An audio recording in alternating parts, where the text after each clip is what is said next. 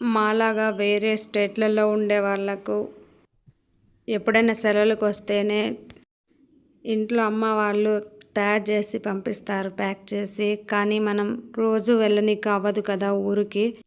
అప్పుడప్పుడు ఇంట్లో కూడా తయారు చేసుకుంటాను. ఇలా సింపుల్ ప్రాసెస్లో ఉన్న రవ్వ లడ్డు ఒక కడాయిలో నెయ్యి తీసుకొని బొంబాయి రవ్వ కలర్ చేంజ్ అవ్వకుండా సిమ్లోనే పెట్టుకొని ఫ్రై చేస్తూ ఉండాలి.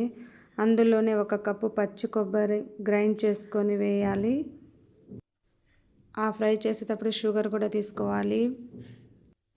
ఇంకొక ప్యాన్లో నెయ్యి తీసుకొని బాదం, కిస్మిస్, కాజు కూడా వేసుకోవచ్చు. నా దగ్గర ఇక్కడ లేవు కాబట్టి స్కిప్ చేస్తున్నాను. ఫ్రై చేస్తూ సిమ్లో పెట్టుకొని ఫ్రై చేయాలి. మొత్తం ప్రాసెస్ కూడా సిమ్లోనే పెట్టుకొని చేసుకుంటే కలర్ చేంజ్ అవ్వకుండా పచ్చివాసన రాకుండా ఉంటుంది.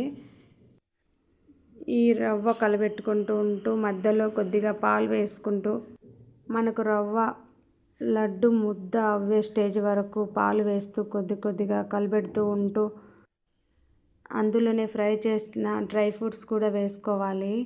కొద్దిసేపు చల్లారిన తర్వాత మనం లడ్డు అయితే చుట్టుకోవచ్చు. నేను ఎక్కువగానే పాలు వేసాను, ఎందుకంటే వేడి మీద లడ్డు చుట్టడం కష్టం.